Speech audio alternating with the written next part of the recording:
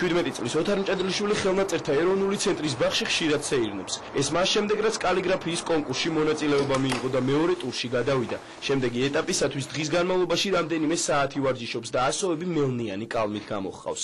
სწავლის შემდეგ, როდესაც მცირე ხანით შეესწონება მინდა გავაკეთო გონების, მაშინ წერ კალიგრაფიას, ეს აწნარებს ადამიანს. თვითონ როდესაც წერ ვცდილობ ნუსხური ამბლით დავწერო, რომ მივეჩვიო ამას უფრო მეტად. და როდესაც ასოების მოხაზულობას უკვირდები, ზოგჯერ ახალი ტიპის ასოებიც გამოყავს, მაშინ ვცნობ ქართველობას, რასაც ქვია. ქართული სამწიგნობრო კულტურა საუკუნეების განმავლობაში ყალიბდებოდა და მისი ერთ-ერთი უძველესი ნიმუში ქართლის ცხოვრება ხელნაწერთა ეროვნულ ცენტრში ინახება. ქართველი კალიგრაფები განათლებას ძირითადად ტაო-კლარჯეთში, სინას მთაზე და პალესტინაში იღებდნენ. ნესტან ბაგაური უკვე რამდენიმე წელია აქ მუშაობს და ამ წიგნებთან შეხებისას ყოველ ჯერზე დიდ სიამოვნებას იღებს. როგორც ამბობს გადამწერებს, ისტორიულად დიდი მნიშვნელობა ჰქონდათ.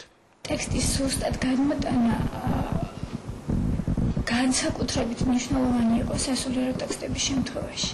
იმიტომ რომ ის ტექსტები, რომელსაც როგორც წესი ბერძნულიდან თარგმნიდნენ და იწერდნენ კალიგრაფები, იყო კანონიზებული და ამ თუ იმ საეკლესიო, სამონასტრო ცხოვრებაში უკვე ძალიან მყარად დამკვიდრებული. შესაბამისად, მათი შეცვლა თვითნებურად იყო პრაქტიკულად გამორიცხული. სამების სახარების გადაწერა ბოლო 2 საუკუნის განმავლობაში მხოლოდ საქართველოში მოხდა.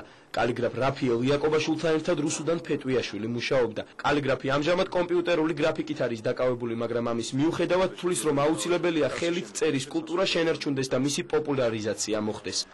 დამწერლობა მოდის ეროვნული ფესვებიდან, თითოეულ გრაფიკულ თქვათ ასონიშანს, თავისი მნიშვნელობაა გრაფიკული მოხაზვის დროს ის რაღაცას განახორციელებდა ერში. მის სულიერ თუ მის თქვათ ფიზიკურ მდგომარეობას, პოტენციას და ასე შემდეგ.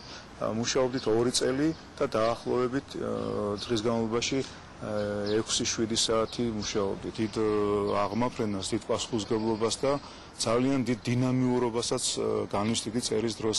ხშირად ამბობენ, რომ გადამწერების საჭიროება აღარ არსებობს ტექნოლოგიების განვითარების გამო. იაპონია ერთ-ერთი ქვეყანაა, რომელიც მსოფლიოს ტექნორითმს კარნახობს და ამავე ქვეყანაში საკუთარი დამწერლობის, იეროგლიფების შესწავლას საკმაოდ დიდ ყურადღებას აქცევენ.